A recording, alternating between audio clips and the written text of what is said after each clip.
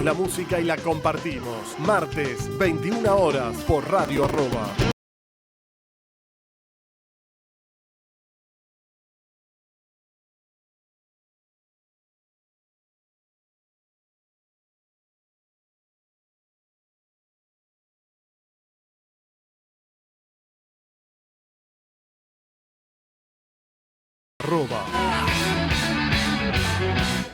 Para prevenir el coronavirus es importante no llevarse las manos a los ojos, nariz ni boca. Conoce este y todos los cuidados preventivos en www.argentina.gov.ar. Argentina Unida, Ministerio de Salud, Argentina Presidencia. Fin del espacio publicitario. Seguí escuchando Radio Arroba.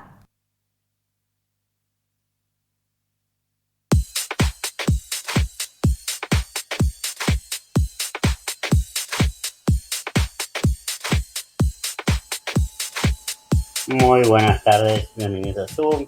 Mi nombre es Martín Tula y como todos los días martes nos encontramos acá en Radio Arroba haciendo Zoom y Foco en la Realidad.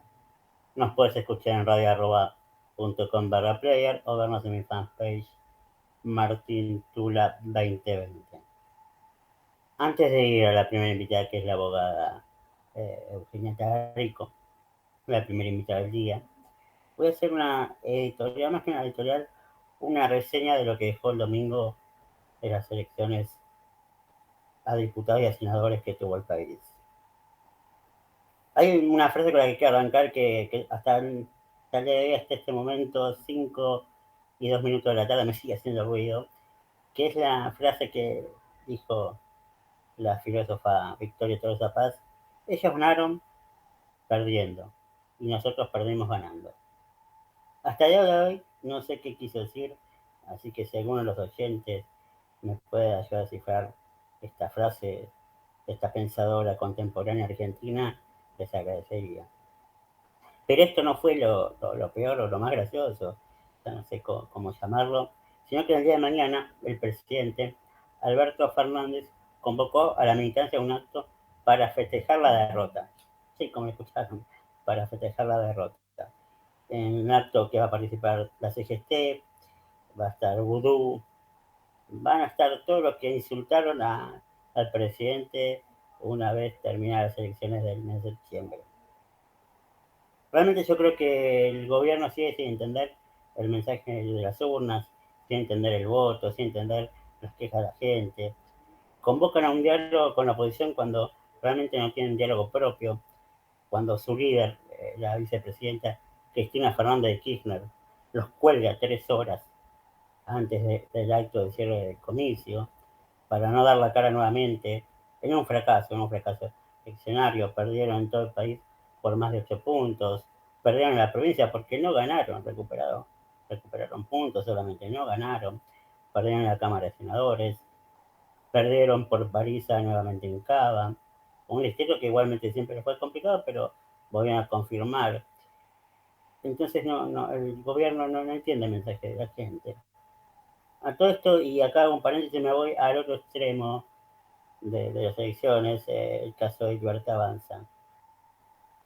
Una composición partidaria que aún no me cierra, que no me cierra hacia dónde apuntan, que no me cierra el discurso de Javier Milei, un discurso que sigue con el mismo verso, porque para mí es un verso, de la casta política, de yo no negocio con nadie, yo no negocio con la casta. Milei no entiende, aunque no se está postulando para una presidencia, está postulando para integrar una cámara, que ya va a integrar junto a Victoria Villarruel. Y él no puede decir no pertenece a la casta, porque en el momento que se postula ya pertenece a la casta, y hoy que ya es candidato elegido por el voto de la gente, lo es mucho más. Entonces no entiendo cuál es el discurso hoy de Avanza Libertad. No entiendo cuál es el discurso de Milei, y cuando no entiendes algo, a veces te genera medio temor.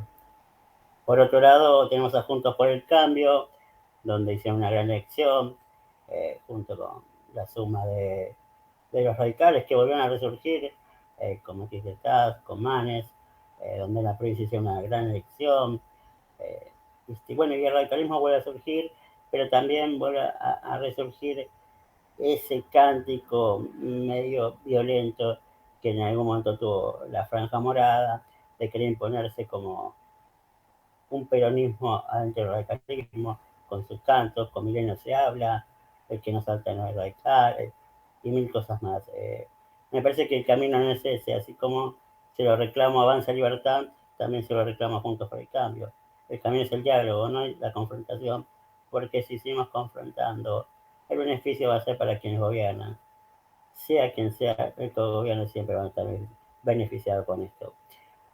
Así que nada, los dejo reflexionar sobre todo esto y como les dije en un principio, el que me ayuda a resolver la gran frase de Tolosa Paz, el martes que viene se lleva un lindo premio. Vamos a una pausa y enseguida regresamos con la primera invitada del día, que es Eugenia Tagarico.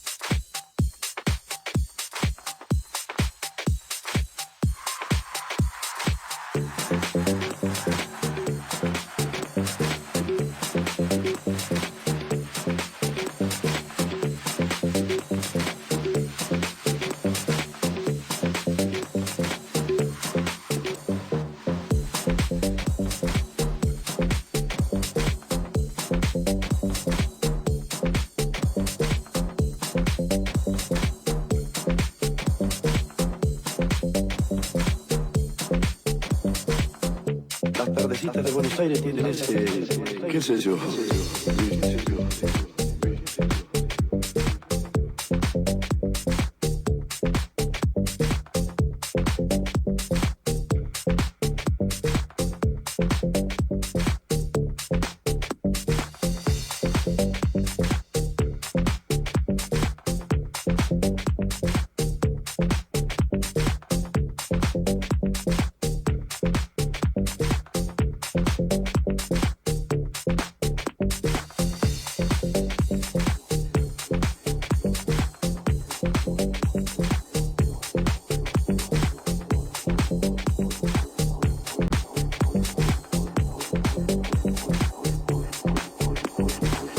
Salí de tu casa por el mal, todo siempre en la calle de vos.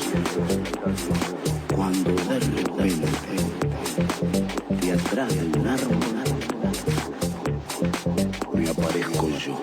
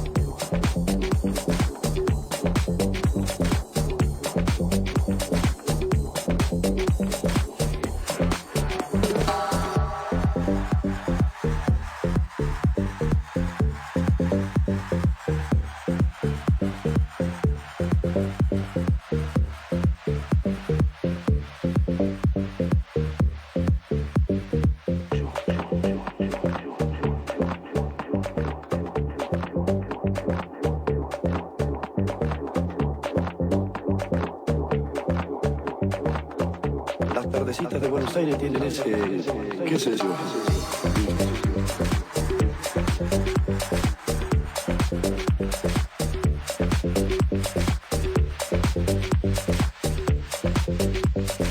Bueno, estamos acá en el segundo bloque con María Eugenia Tagarico, abogada, experta en integridad financiera, es integrante de la UIF Argentina, vicepresidente de Será Justicia OK y precandidata a diputada nacional e integrante de Republicanos Unidos. ¿Qué tal, Euge? Buenas tardes, ¿cómo estás? Hola Martín, ¿cómo estás? Buenas tardes. ¿Se escucha bien? Sí, ¿vos nos escuchas bien? Perfecto.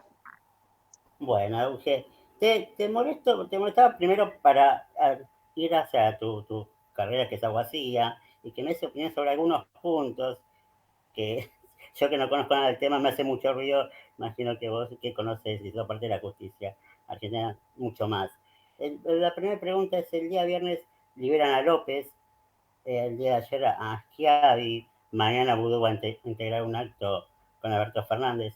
¿Qué ruido te hace, qué reflexión te merece primero como abogado y después como argentina, como parte de esta sociedad, que estos personajes primero estén en la calle y después empiecen a formar parte nuevamente de la política argentina?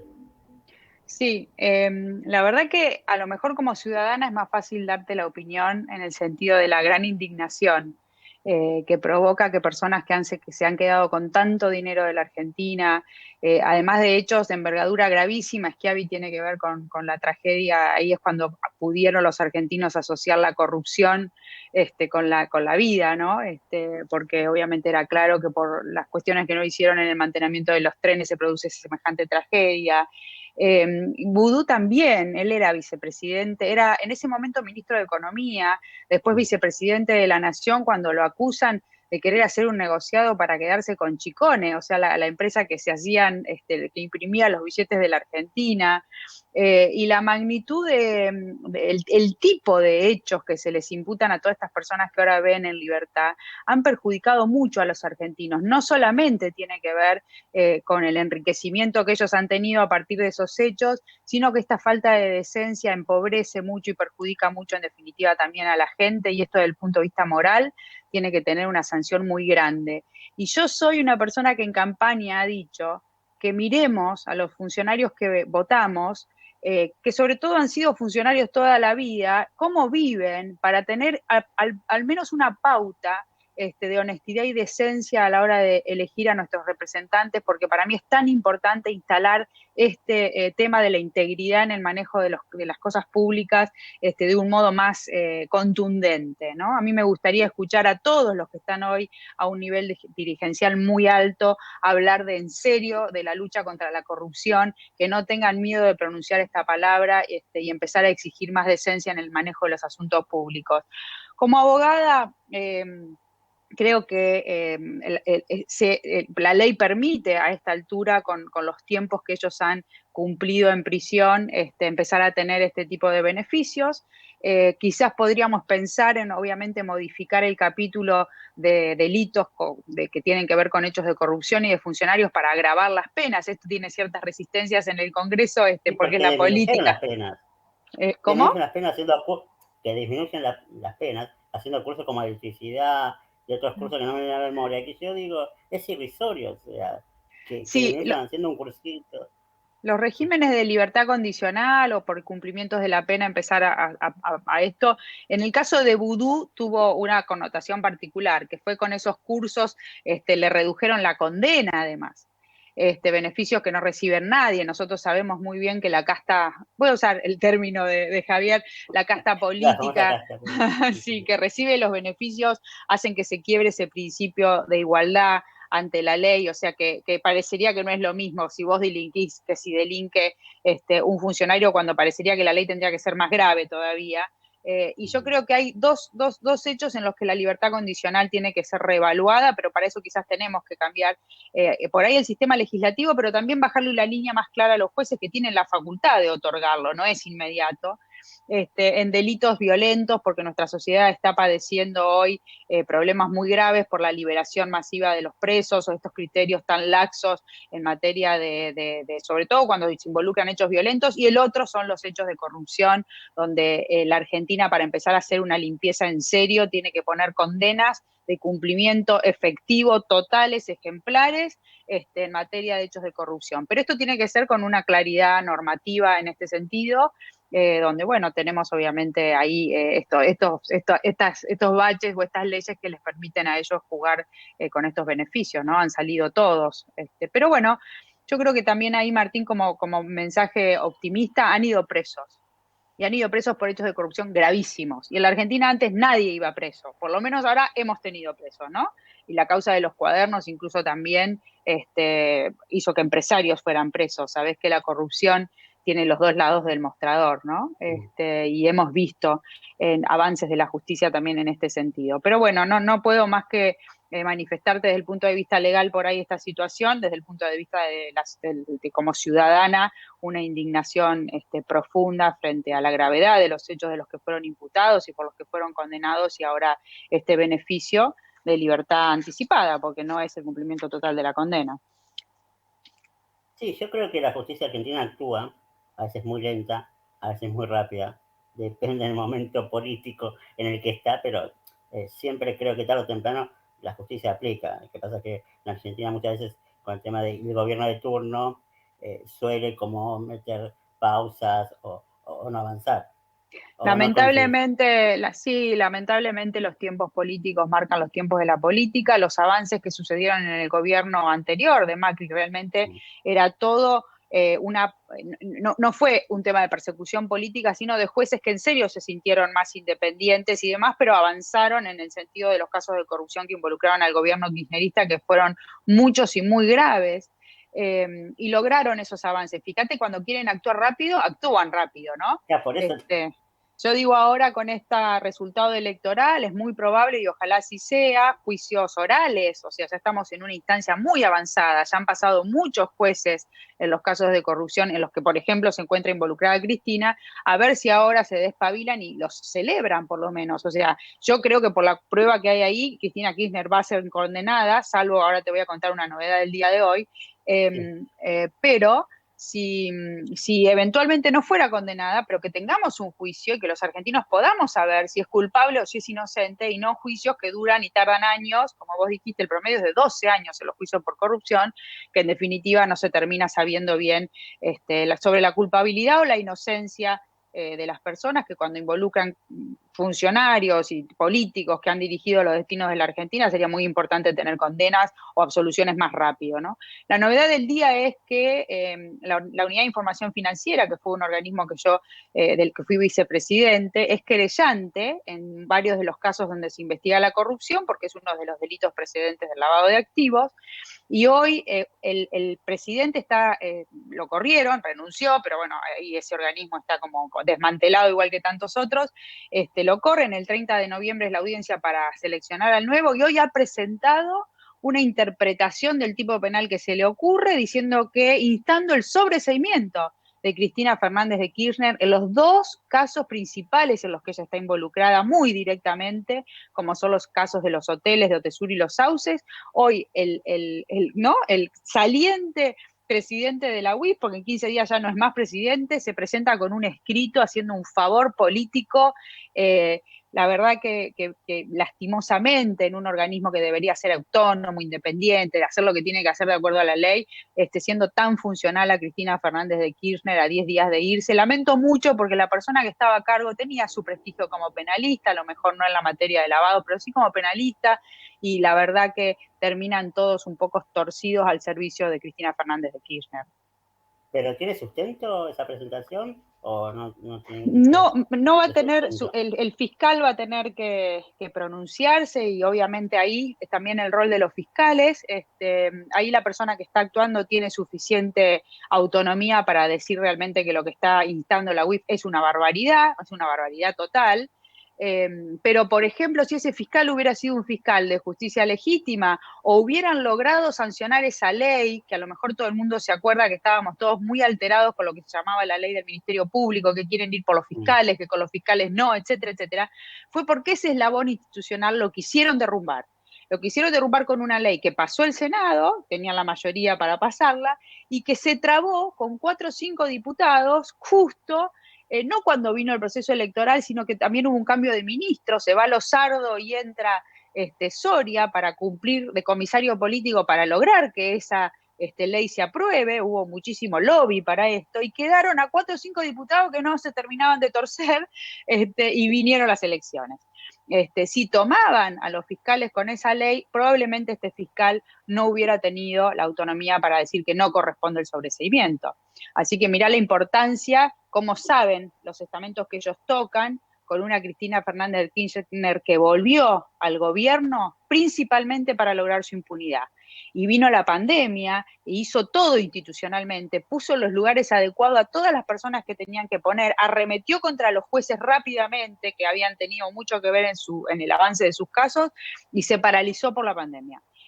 Pero si hubieran tomado los fiscales, hoy no tendríamos un fiscal que probablemente diga lo que va a decir, si aplica la ley, que es obviamente que no corresponde el sobreseimiento. Pero bueno, una agencia del gobierno cumpliendo un rol que es lamentable, porque eso tiene que ver con la institucionalidad que nos falta tanto en la Argentina, ¿no? Y volviendo al Senado, una de los pedidos puntos era llegar a los 5 senadores, que, si no me equivoco ya están los 5 y posiblemente están en el conteo, posiblemente hasta hoy vi que puede haber un sexto. ¿En qué influye esto a Cristina? ¿En dónde golpea a Cristina? Políticamente y judicialmente. Mira, muchísimo golpea a Cristina en particular porque el Senado era el lugar de iniciativas legislativas donde pasaban automáticamente, tenían 41, con lo cual ellos pasaban ahí, todas las leyes de reforma judicial pasó, de reforma del Ministerio Público pasó, ahí te pasan los nombramientos de los jueces, el Senado es quien en última instancia te presta el acuerdo, con lo cual también está pendiente de ser cubierto el cargo de la Corte Suprema de Justicia de la Nación, un lugar muy, muy importante. El Senado es quien también presta el acuerdo para el Procurador General de la Nación, que es el jefe de todos los fiscales. El Senado nombra embajadores. El Senado tiene un rol muy importante donde a partir de ahora, por las reglas de la democracia, va a funcionar por suerte un Senado no adicto, sino donde los debates legislativos tengan que ser serios para saber qué leyes sí, qué leyes no, un equilibrio democrático que es el que yo celebro más allá de los resultados. Yo no celebro si se ganó por tanto, si no se ganó por... Yo digo, qué buena, la elección era legislativa y el Congreso... Claro, de poner paridad. Quedó una paridad maravillosa desde el punto de vista de la democracia, para la democracia. ¿Y judicialmente la puede complicar el algo haber perdido, además de todo lo que me comentaste recién? Judicialmente, lamentablemente, si ven la caída de un poder político, los casos suelen avanzar. Realmente la embestida de Cristina Fernández de Kirchner a veces no solo contra las instituciones, sino que se persiguen a los funcionarios. O sea, la persona individual a cargo empieza a ser como asusada, perseguida. El Procurador General de la Nación, que es una persona que quedó interinamente a cargo porque el gobierno de Mauricio Macri no logró el consenso para poner procurador, a él personalmente lo atacan, desde una comisión que maneja Parrilli en el Senado de la Nación justamente, la comisión es bicameral pero la manejan ellos y la presidencia la tiene Parrilli, desde esa comisión han personalmente asusado a las personas que se les resisten. Entonces, me parece que la pérdida de poder político, más allá del tema de la composición del Senado, va a ser, y ojalá así sea, que empiecen a avanzar en los gravísimos casos de corrupción en los que ella se encuentra acusada. Ella y Máximo, Ahora te llevo a lo político. ¿Qué te hizo meterte en la política? ¿Qué te insinuó? ¿Qué te transmitió la política? ¿O qué viste para decir, bueno, empieza a participar, como yo siempre digo, a ensuciarse la mano y meterse en el barro? Sí, mira, en el llamado de Ricardo López Murphy, si me preguntás qué, me parece que Republicanos Unidos eligió un gran candidato para disputar las PASO y después la decisión de que las PASO sea dentro de Juntos por el Cambio para tener una gran coalición opositora, que va a ser además la que probablemente gobierne el día de mañana Argentina. Fue Ricardo López Murphy, sobre todo por esta coherencia, porque sé de su honestidad, de su integridad, me dejó tan cómoda saber que yo iba a estar apoyando a un pilar por sus conocimientos y su trayectoria democrática, como es Ricardo López Murphy. Después el grupo que armó Republicanos Unidos y la lista que teníamos era realmente muy, muy importante. Bueno, estabas ahí, Martín, para legislador de la ciudad, pero bueno, Sandra, Roberto, Yamil, Lacha, la verdad que era como decir, qué bueno esto, qué bueno esto, y me parece que Argentina está en un momento, cuando yo decidí meterme en algo que no era la política, sí, pero sí era una política que tenía que ver con los abogados, porque yo participé en elecciones en los colegios de abogados, fui miembro del Tribunal de Disciplina, consejos de la magistratura, fue el kirchnerismo en el año 2009 que arremetía tanto contra las instituciones, los jueces y el proceso de democratización de la justicia y el pacto con Irán. Eso despertó en mí un primer interés de decir, pucha, si me quedo en mi casa laburando, que yo, pero todo este contexto institucional va a afectar mi vida en el país. Y ese fue, el kirchnerismo, digo, fue el que encendió mi primer lamparita que tuvo que ver con una participación institucional. Yo creo que a todos los que integramos republicanos. Debe ser, ¿no? Me bueno, sumo a yo creo que es todos los un que integramos mérito. republicanos sí, fue mérito del kirchnerismo. Es como cuando le dijo Claro. a Macri, hacete un partido y participa, bueno, creo que logró lo mismo con nosotros. Es eso, ¿no? Y después también ver que la política hace políticas públicas que inciden en la vida diaria de la gente y nadie viene de la calle, ¿viste? Lo que dice Ricardo, nunca nadie pagó un sueldo, sufrió lo que es el cambio de reglas permanentes para trabajar. Entonces, esa parte también digo, qué bueno que la política esté empezando a darnos participación en esto, porque obviamente si no te regulan y a vos te llega el impacto de la regulación y decís, nunca nadie estuvo de este otro lado del mostrador. Entonces, esa iniciativa, que en la lista de Ricardo se vio muy bien y demás, me pareció bárbara, y hay mucha gente nueva, si te fijas, que con una evolución que está teniendo nuestra democracia en este sentido, que me parece muy, muy positiva. Sí, sobre todo lo que veo mucha participación de jóvenes, y eso me gusta mucho. Yo tengo 40 y veo la cama de 20, que cuando yo tenía 20, que es 2000, 2001, no participamos todos. Yo creo que eso fue un gran error de mi generación, de mirarlo de afuera y dejar que se meta un grupo que fue, bueno, lo que quedan en el kirchnerismo y terminaron destruyendo el país. Eso es un error asumido que tengo de opinar y verlo desde afuera. Y ahora, hablando del liberalismo, de la oposición también, ¿qué opinas de Javier Milei, ese discurso de la casta, de yo no negocio con nadie, de me peleo con el mundo, y acá estoy? Primero me parece que es bastante inverosímil, bastante impracticable, imposible a esta altura de la República Argentina tener a alguien que quiera romper todo. Más allá de que obviamente mucha parte de la política necesita ser reformada, transformada, a partir incluso de la participación, de qué tipo de personas participan en la política. Me parece igualmente que Javier le está haciendo un favor a la Argentina, a la democracia argentina, no por este discurso de rompan y queman todo, pero que ha tenido un atractivo, fíjate, para jóvenes, y lo más lindo es que es desde las ideas de la libertad, ¿no? De la dignidad humana, de la iniciativa privada, de salir a competir, a progresar, y no las ideas de la izquierda trotskista, que eran las que siempre prendían de la mano del Che Guevara, levantando las banderas cubanas y esos regímenes que han fracasado, pero que tenían una mística que era casi inderribable hasta ahora, que obviamente la verificación en los hechos de cómo funciona eso ha hecho que se va cayendo la mística y el relato. Entonces, estas ideas de la libertad, que atraen tanto a los chicos, me parece que tiene un mérito Javier en esto, y me parece que es muy sano para la democracia que sean estas las ideas y no las ideas de izquierda. Pero creo que hay que tener algún cuidado, él está cumpliendo una función, algún cuidado sobre lo que se puede hacer de verdad y lo que no se puede hacer de verdad. Y más en un congreso, ¿no? En un congreso de la nación donde no vas a dialogar con cualquiera ni cualquier cosa, porque uno sabe perfectamente hacia dónde va, y con qué valores va, pero que es un ámbito de diálogo democrático. Sí, yo cuando lo veo a Milei hablar, en su discurso veo como si fuera un candidato a presidente y no un candidato a una cámara. Entonces, por eso siempre, una expresión que yo tengo muchas veces con la gente de Avanza Libertad, bueno, está bien, entiendo el discurso, pero ahora quiero propuestas. O sea, el discurso es muy lindo. Sí, a mí lo que veo como que va muy por lo económico, salvando distancias, por ejemplo, a Roberto, a Moritán. Roberto también tiene un discurso económico, bueno, Ricardo, casi, Yamil, pero hay un discurso amplio, social, político, hacia donde se quiere ir. Yo veo que Avanza Libertad, y pongo Avanza Libertad acaba, no, Avanza Libertad es para provincia, tiene discurso solamente económico y de confrontación, pero no hay un discurso amplio. Sí, a mí me parece que, viste, dice que los politólogos siempre recomiendan cuando un político se pone a hacer política, debe confrontar contra algo, tener el enemigo y que no sé si está buena. Así que hago Cristina. Claro, bueno, no, y todos tienen, de pronto Mauricio Macri confrontando con Cristina, Cristina con Mauricio, ahora Milei con este asunto de la casta, bueno, y romperlo todo. Me parece que hay algún tema de división de la sociedad argentina que hace que no podamos vivir tranquilos y en paz, que esa grieta que se hace quizás desde el discurso político es muy nociva para una sociedad que compra la grieta, estoy de un lado, estoy del otro, entonces se genera mucha hostilidad.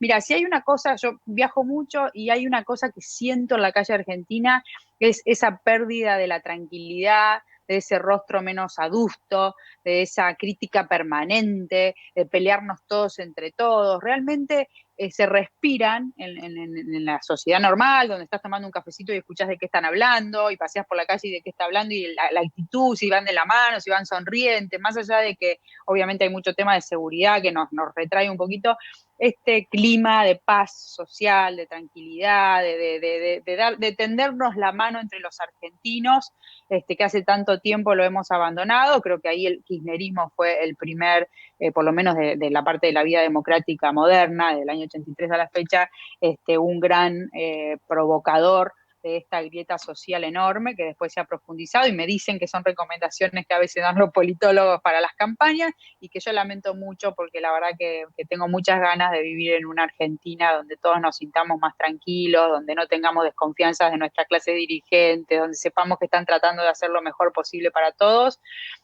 porque me parece que lo necesitamos. ¿Y cómo ves el país de acá al 23? ¿Cómo crees que llega el presidente Alberto Fernández, el gobierno? Y también, ¿cómo va a jugar la oposición? Mira, yo creo que ellos ahora también aspiran a llegar al 2023 y renovar el gobierno. Entonces, por ahí todas esos diagnósticos de rupturas y qué sé yo, como en definitiva le va a venir mal, porque están muy mal económicamente nuestra situación, socialmente, en materia de seguridad, etcétera, me parece que no hay margen para eso, y que entonces se tranquilizarán un poco las aguas, y vamos a ver cómo pueden o tratan de manejar las variables económicas para traer no sé si bienestar, pero por lo menos salir de esta situación tan crítica en la que estamos. Entonces creo que por ahí todo ese cataclismo que esperábamos no va a ser tal. Creo que va a haber cosas de seguridad que nos van a empezar a pasar por arriba. Hay que ver si esto es así con tanta razonabilidad o no, o hay quiebres porque a veces son muy imprevisibles, ¿no? Y así que no me animo por ahora a darte así como un diagnóstico para un lado o para el otro. Si me preguntas, mi visión sería, van a tratar de llegar al 2023, van a querer renovar el mandato, con lo cual van a pensar a ver de qué manera pueden hacer las cosas para eso. Y respecto de la oposición, lo único que espero es mantener la unidad, que eventualmente si hay aspiraciones políticas diversas que tengamos paso, que eso es para la gente, que la gente elija, que componga las listas y que gane al que la gente más vote. Pero que bueno, que ojalá nos podamos poner de acuerdo todos en puntos importantes estratégicos de que sí, que no, que ahí obviamente la narrativa de Ricardo, los valores de la libertad, de que no nos van a poner más impuestos, que no acceder a leyes como, bueno, la derogación de la ley de alquileres que quedó ahí trabada, la agenda de ficha limpia y demás pueda prevalecer. Y podamos ir, bueno, un poco en este sentido, empujando con la mayoría, la mayoría no, pero como quedó la composición del Congreso, poder al menos intentar tratar iniciativas legislativas que nos hagan bien a todos. Mucho más que eso, vamos a ver el rol que va a tener ahora con el tema de la deuda y el aval que se necesita, o que no sé si está pidiendo el fondo, lo impone Guzmán con esa ley que dicen que dictó para que tener el aval del Congreso en el arreglo con el Fondo Monetario. Me parece que no es toda la situación del Fondo Monetario que hay que arreglar por un tema de crédito internacional, de confianza y para no caer en default, pero que la Argentina tiene problemas internos y domésticos que trascienden al arreglo con el fondo, y que, bueno, oposición y gobierno, vamos a ver cómo convivimos para llegar al 2023. Te agradezco por tu tiempo, Eugenia, te mando un fuerte abrazo y seguramente en otro momento te estaré molestando nuevamente. Bueno, Martín, muchísimas gracias. Un gusto hablar con vos. Buenas noches, hasta luego. Vamos a una pausa y enseguida volvemos con el segundo invitado.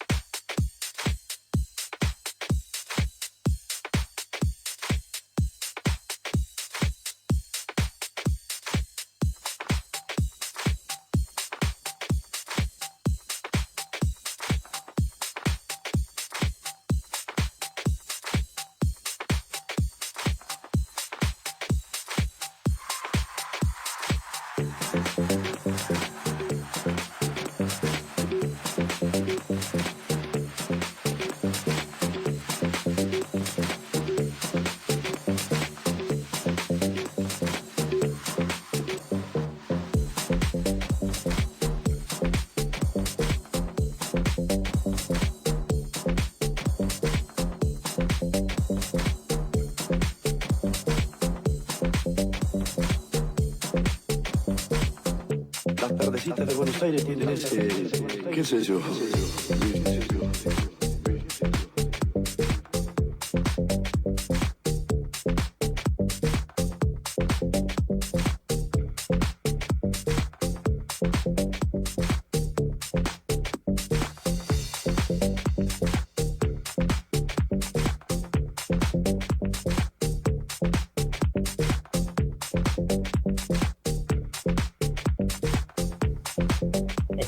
Estamos acá con el segundo invitado, Luis Mariño, violinista, músico cubano, radicado en Argentina. ¿Qué tal, Luis? ¿Cómo estás? Buenas tardes.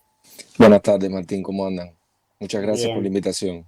No, gracias a vos por permitirnos hacer esta nota, por más que nada te convoqué para que nos cuentes lo del 15N tanto en Cuba como ayer acá, pero también para saber cómo estaba la situación desde la última vez que hablamos, si había cambiado algo o no.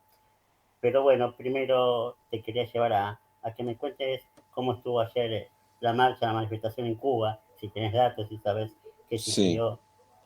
mira, primeramente sucedió lo que muchos preveíamos y era que al anunciarse la marcha con antelación, al hacerse un pedido formal hace casi 2 meses, de que se anunció primero la marcha para el 20 de noviembre, después del anuncio de la marcha, el gobierno inventó un Día Nacional de la Defensa para ese mismo día, para justificar militarizar 2 días antes todo el país, y la marcha terminó adelantándose para el 15.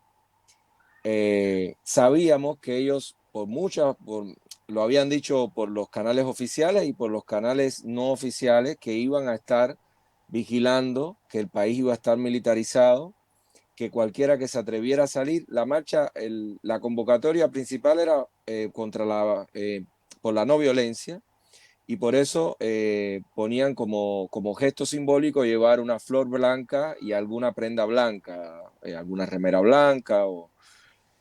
Y bueno, ni siquiera un gesto como este es permitido en Cuba. Los que pudieron salir eh, fueron detenidos.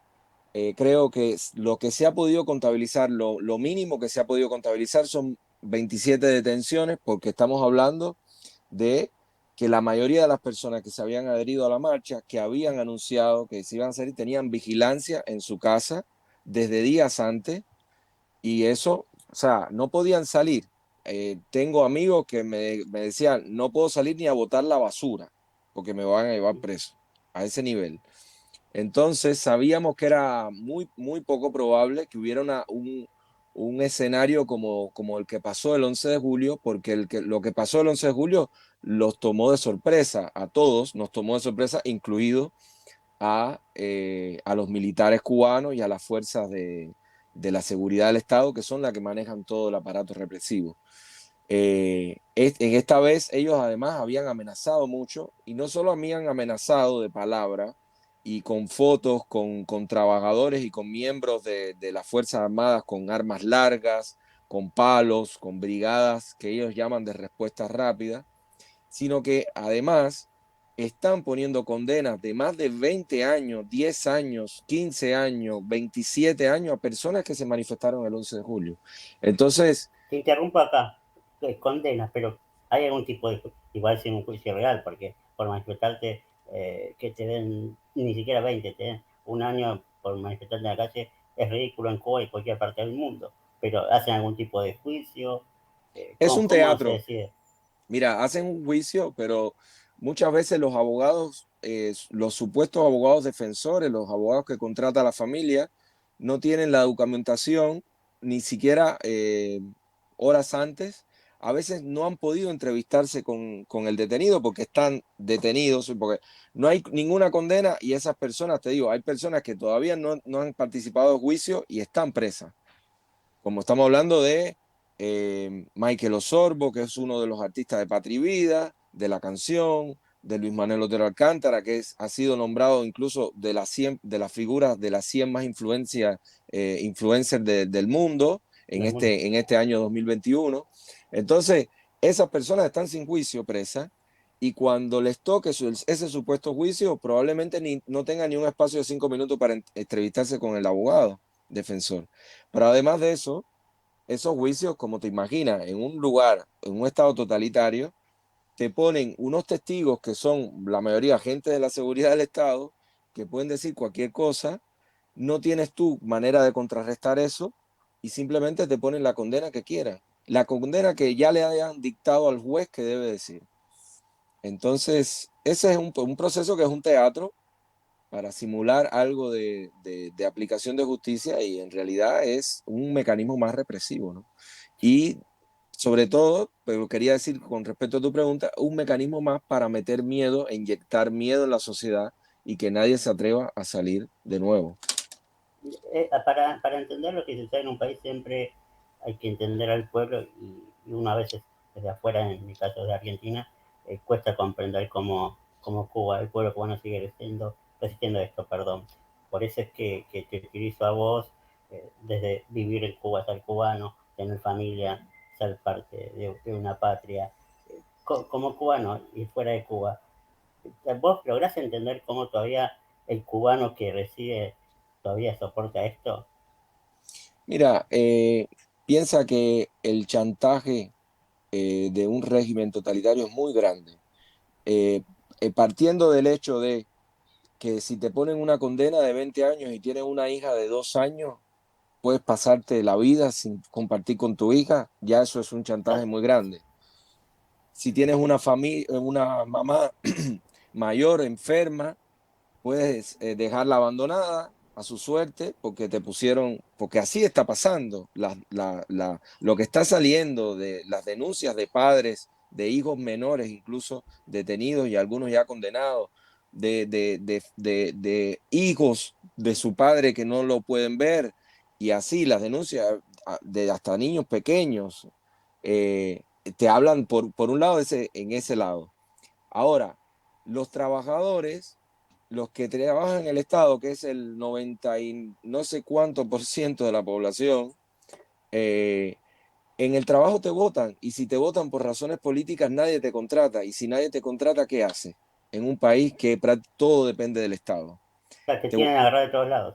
te tienen agarrado a todos lados. Entonces, a las personas, eh, cuando son manifestaciones como se dieron espontáneas, que nos sorprendieron a todos justamente por eso, porque todas esas personas se le estaban jugando mucho la vida.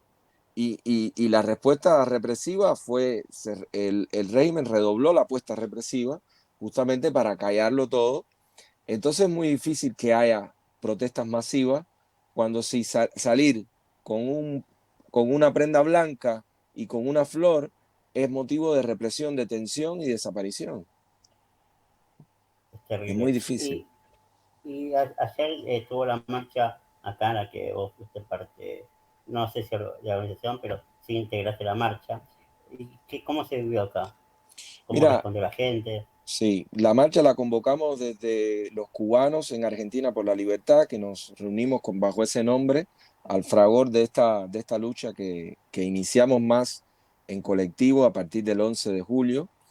Y desde que nos anunciamos junto a cientos de ciudades en todo el mundo que íbamos a hacer una manifestación en la embajada, dejamos bien claro que nosotros jamás y nunca vamos a atacar la sede diplomática, porque además nosotros no somos violentos, nosotros somos pacíficos, nosotros simplemente queremos dar un apoyo simbólico y decirle al régimen que está ahí representado por esa embajada las exigencias del pueblo cubano, ¿no?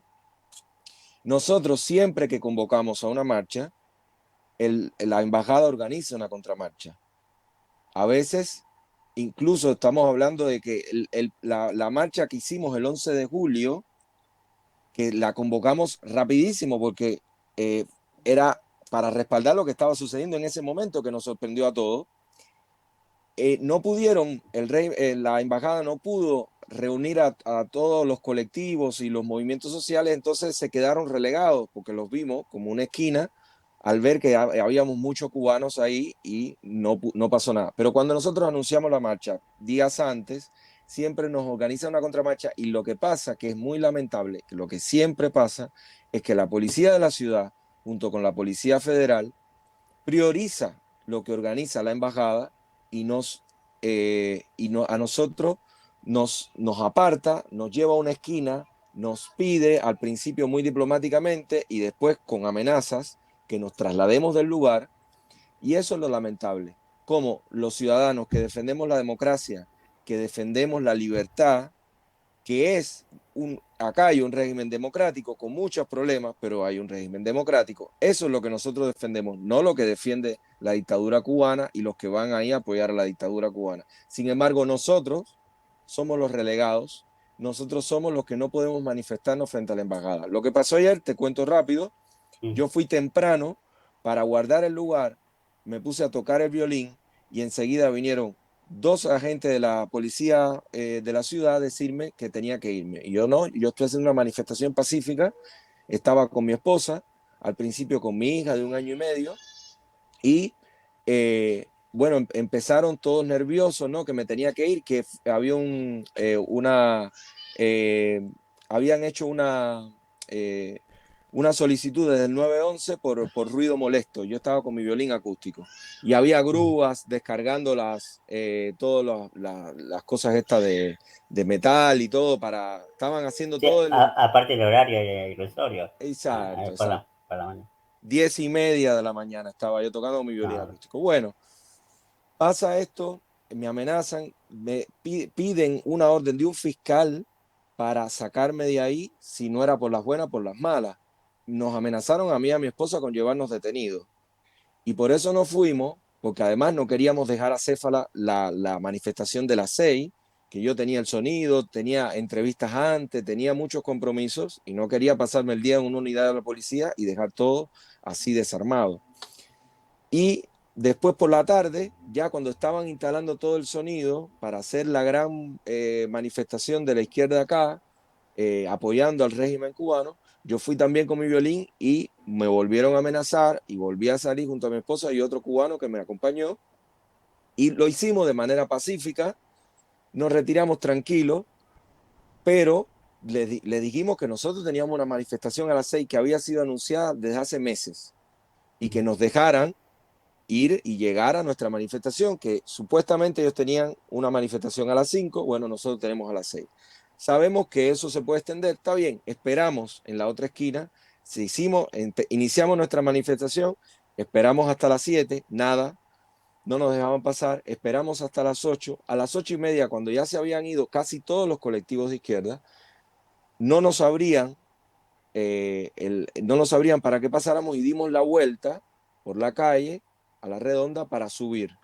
Y ahí nos trancaron la policía de la ciudad diciendo que esperáramos 5 minutos porque todavía quedaban personas ahí para evitar confrontación. Nosotros, una vez más, dijimos, está bien, esperamos 5 minutos, esperamos 10 minutos, esperamos 15 minutos.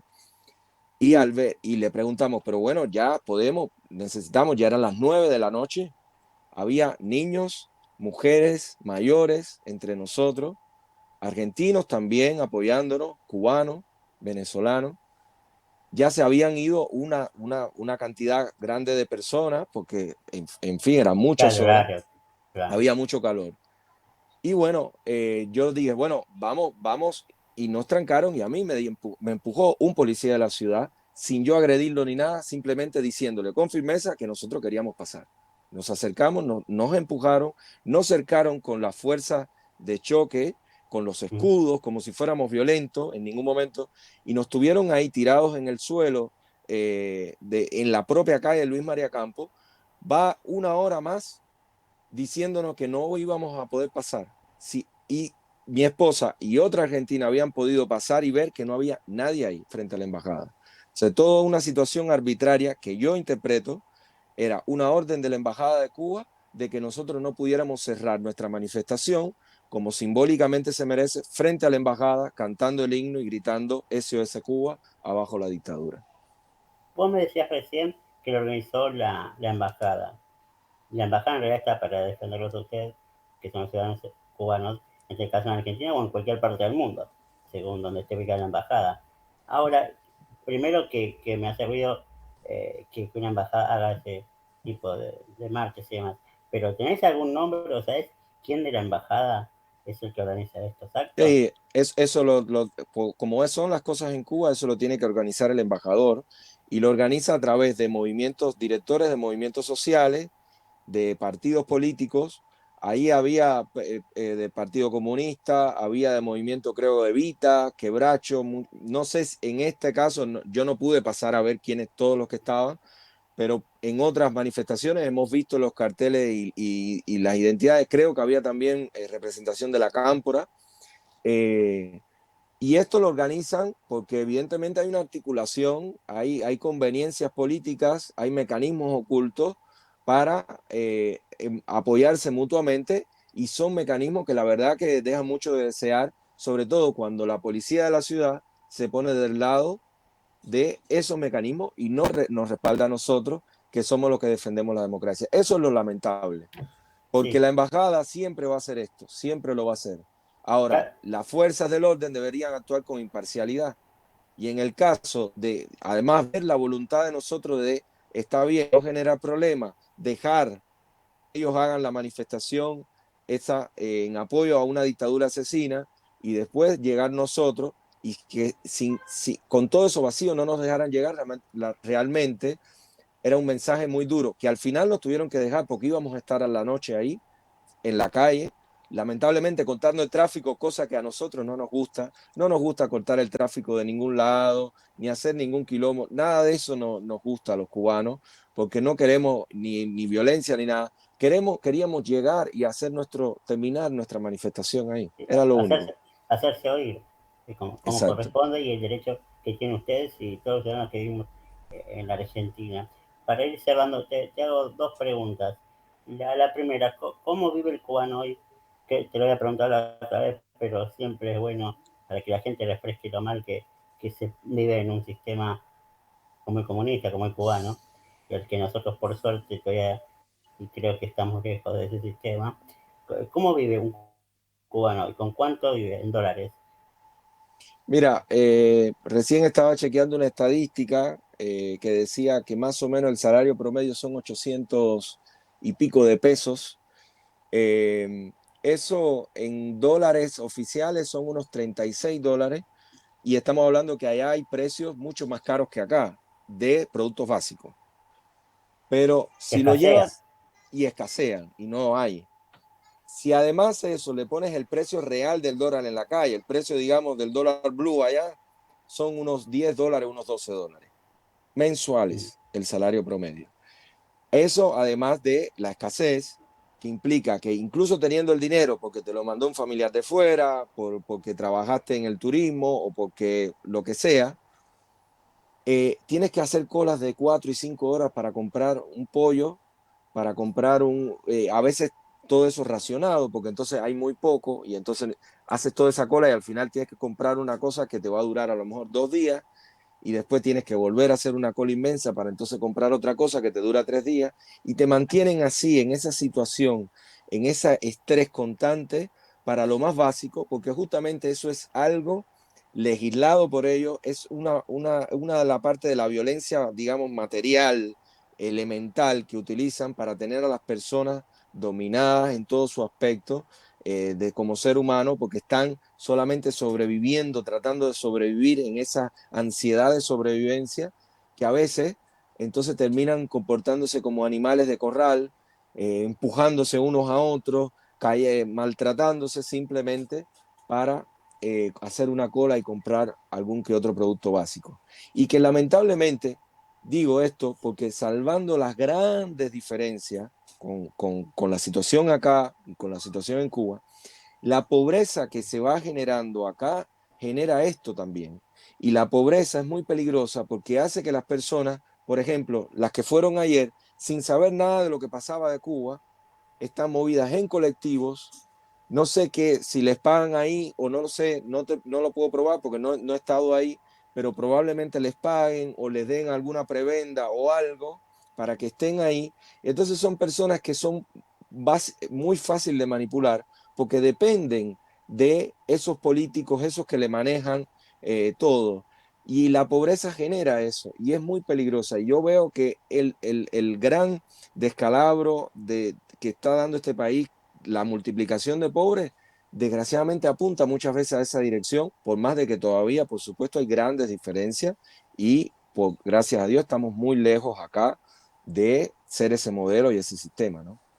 Sí, yo creo que, suma lo que vos decís, digo que el sistema político que nos gobierna hoy es una fábrica de generar pobres diarios, y es una forma también de mantener los rehenes y de seguir gobernando. Exacto, exacto.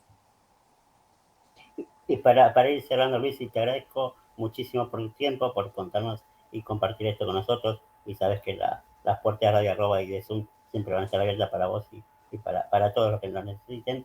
¿Cómo ves En realidad no, ¿cómo ves? ¿Cómo querés que sea el futuro cubano? Mira, yo quiero que el futuro cubano sea primeramente de la base de la democracia, donde haya pluralidad política, donde todo el amplio espectro de pensamiento y de iniciativa tenga una base elemental de realización, de poder la gente asociarse, de crear cosas, de que haya propiedad privada, que las personas tengan derecho a desarrollar su economía con independencia del Estado, de que haya posibilidad de articular una sociedad viva, emergente, respetuosa de los otros, de las ideas, respetuosa en lo político, en lo religioso, en lo artístico, que sea un país que intente, como muchos países, empezar ese camino de respeto democrático y de respeto a los derechos humanos, algo básico. Después, el político que llegue a capitalizar, a hacerse, la ideología que tenga, el espectro político que tenga, el camino, ya veremos como sociedad qué es lo que realmente va a fructificar y veremos. Pero lo que yo quisiera para esta Cuba es la base de la democracia y del respeto a los derechos humanos. Muchas gracias, Luis, por tu tiempo. Te mando un fuerte abrazo y sabes que contás con nosotros las veces que lo necesites. Muchas gracias a ustedes y a ti, Martín. Hasta luego. Bueno. Vamos a una pausa, enseguida volvemos con el cierre del programa.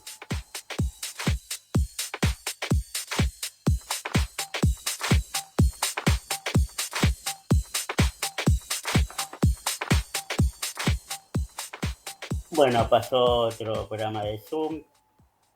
Gracias a todos, como siempre, por escucharnos. Gracias, Leo, por el aguante de todos los días martes ahí en la radio. Les dejo un fuerte abrazo, que tengan una excelente semana y los dejo con la programación de todos los martes de Radio Arroba. Nos vemos y escuchamos el próximo martes con otro gran programa.